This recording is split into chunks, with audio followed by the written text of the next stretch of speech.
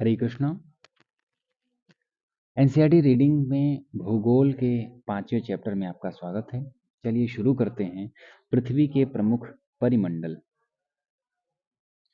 तो जैसा कि आप पहले अध्याय में पढ़ चुके हैं कि पृथ्वी एकमात्र ऐसा ग्रह है जहां जीवन है।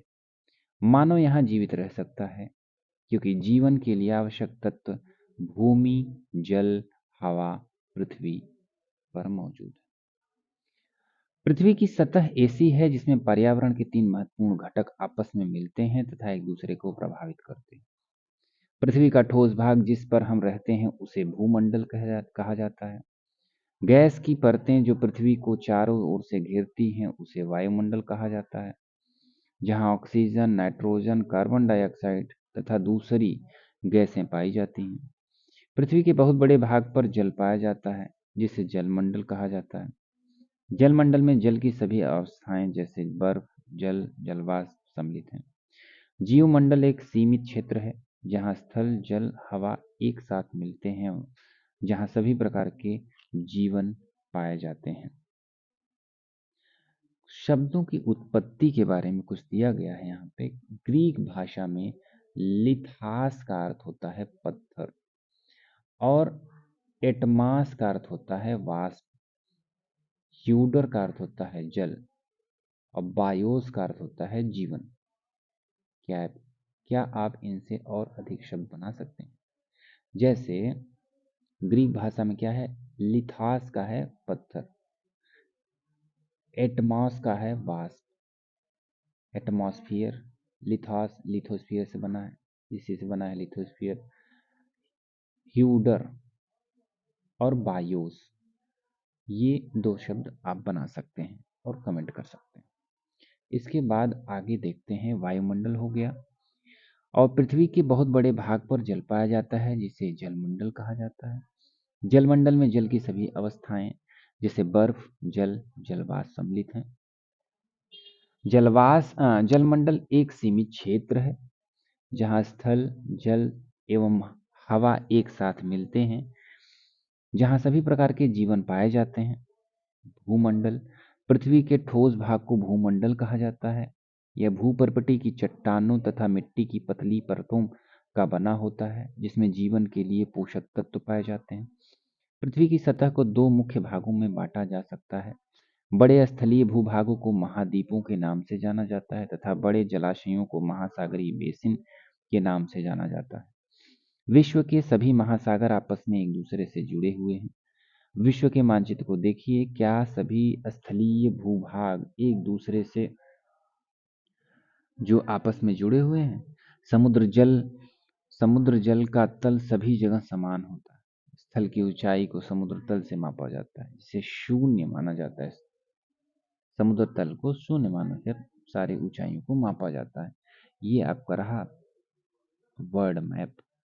ठीक। उत्तरी अमेरिका, दक्षिणी अमेरिका, अफ्रीका, यूरोप। एक मिनट, हाँ ठीक, इसको आप देख लीजिए। आगे रीडिंग चालू करते हैं। विश्व का सबसे बड़ा ऊंचा शिखर माउंट एवरेस्ट समुद्र तल से 8,848 मीटर ऊंचा है, लेकिन इस समय लेटेस्ट डाटा के अनुसार 8,850 मीटर हो गया। विश्व का सबसे गहरा भाग प्रशांत महासागर का मेरियाना गर्त है जिसकी गहराई 11,022 मीटर है।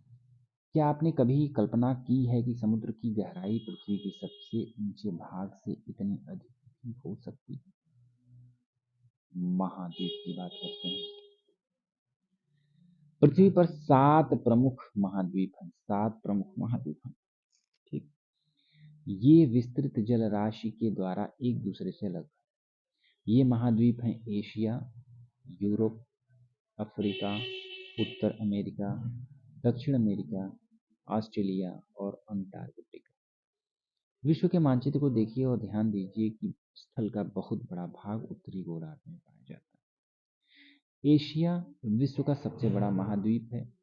यह पृथ्वी के कुल क्षेत्रफल के 1/3 भाग में फैला हुआ है।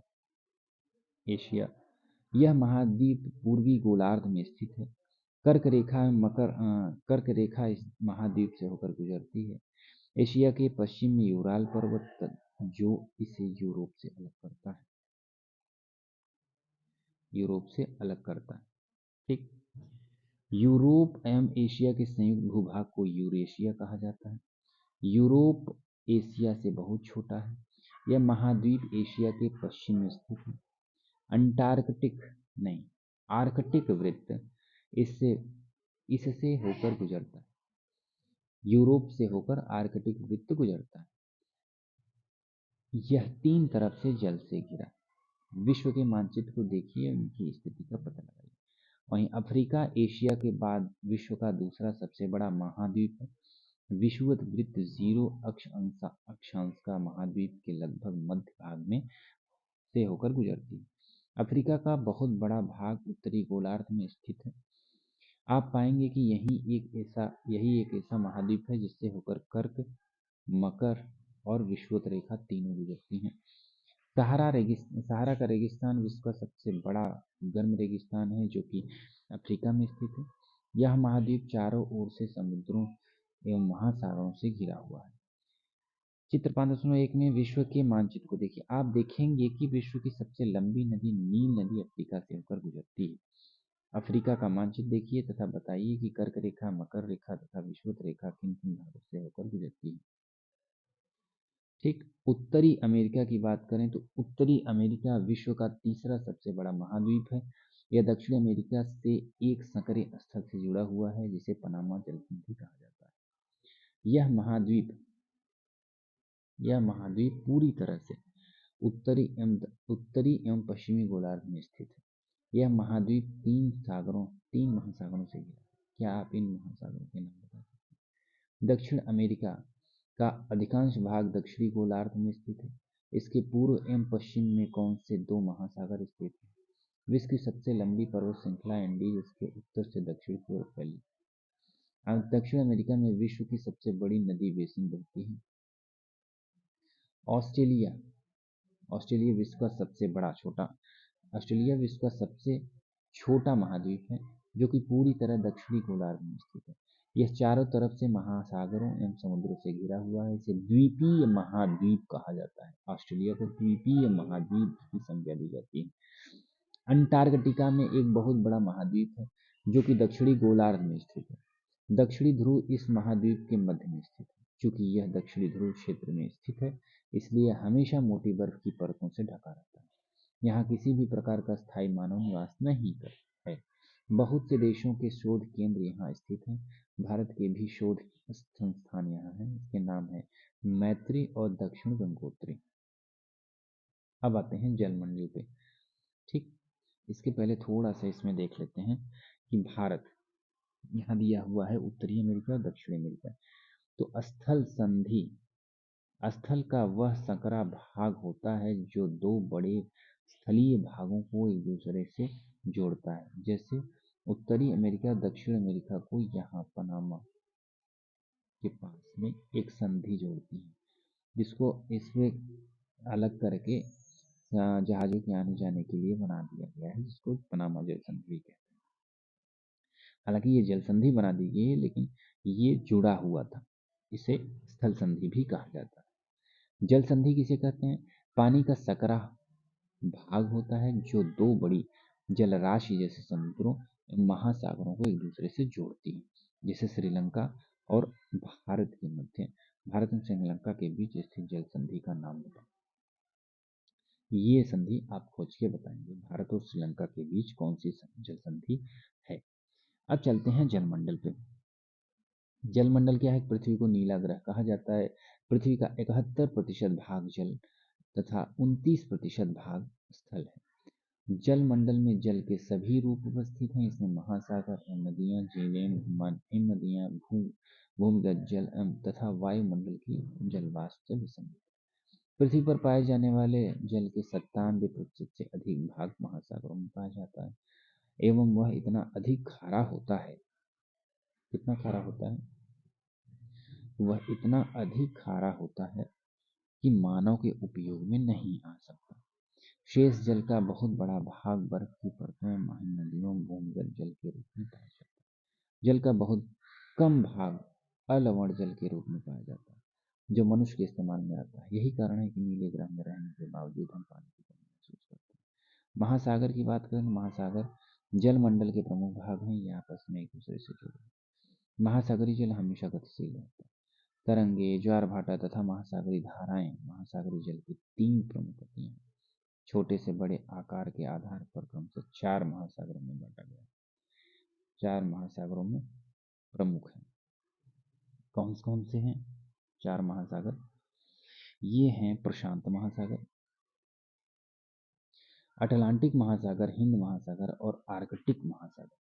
प्रशांत महासागर सबसे बड़ा महासागर है। यह पृथ्वी के 1/3 भाग पर फैला हुआ है। पृथ्वी के सबसे गहरा भाग मेरियाना गर्त प्रशांत महासागर में स्थित है। प्रशांत महासागर लगभग वृत्ताकार है। एशिया, ऑस्ट्रेलिया, उत्तर एवं दक्षिण अमेरिका इसके चारों ओर स्थित है। 5.1 को देखिए, प्रशांत महासागर के चारों ओर महाद्वीप की स्थिति का पता लगाइए।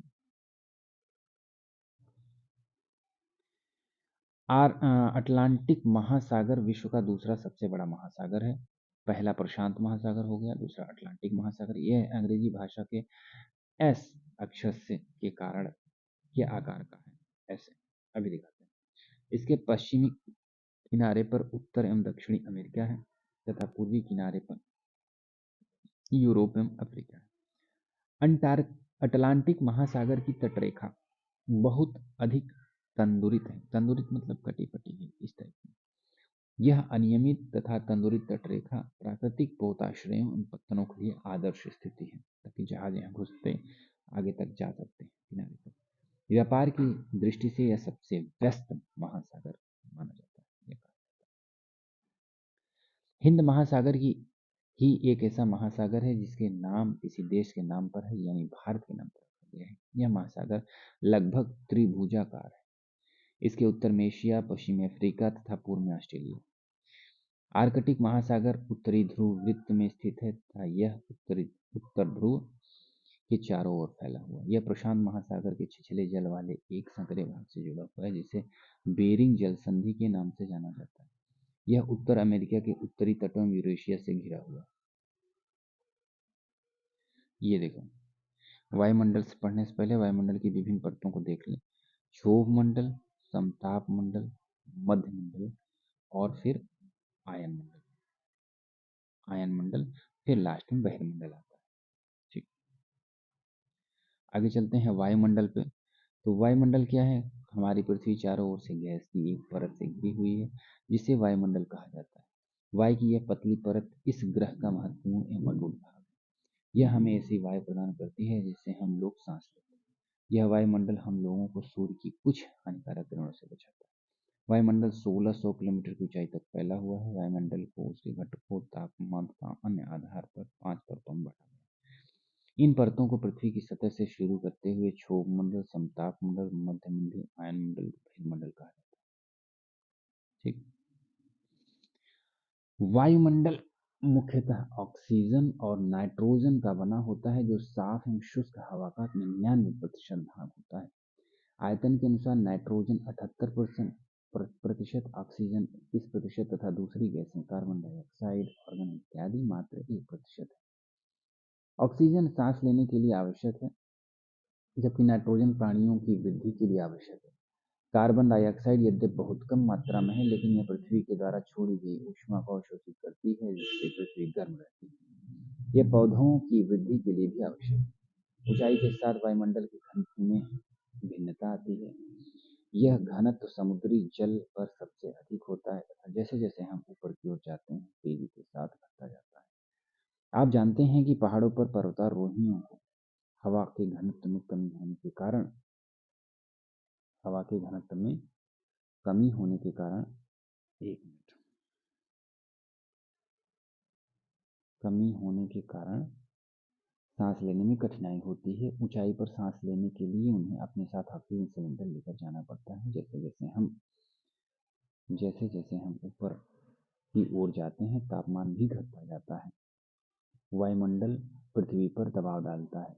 यह एक स्थान से दूसरे स्थान पर अलग अलग होता है। कुछ क्षेत्रों में हमें अधिक दबाव महसूस होता है, जबकि कुछ क्षेत्रों में कम। वायु उच्च दाब से निम्न दाब की ओर बहती है। गतिशील वायु को पवन कहा जाता है। जीवमंडल। जीवमंडल स्थल जल एवं हवा के बीच एक सीमित भाग है। यह वह भाग है जहाँ जीवन मौजूद है।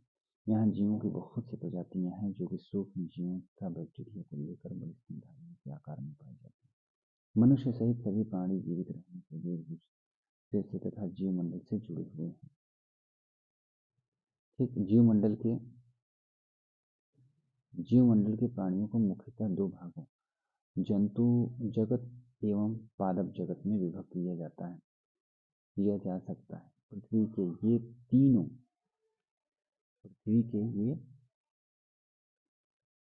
तीनों परिमंडल आपस में पारस्परिक क्रिया करते हैं तथा एक दूसरे को किसी न किसी रूप में प्रभावित करते हैं। उदाहरण के लिए लकड़ी तथा खेती के लिए वनों को काटा जाए तो इससे ढलुआ भाग पर मिट्टी का कटाव तेजी से होने लगता है। इसी प्रकार प्राकृतिक आपदाएं जैसे भूकंप से पृथ्वी की सतह में परिवर्तन हो जाता है। हाल ही में सुनामी के कारण अंडमान और निकोबार द्वीप समूहों का कुछ भाग पानी में डूब गया। झीलों और नदियों में दूषित पदार्थों के प्रवाहित होने से उनका जल मानव के इस्तेमाल के लायक नहीं रह जाता है।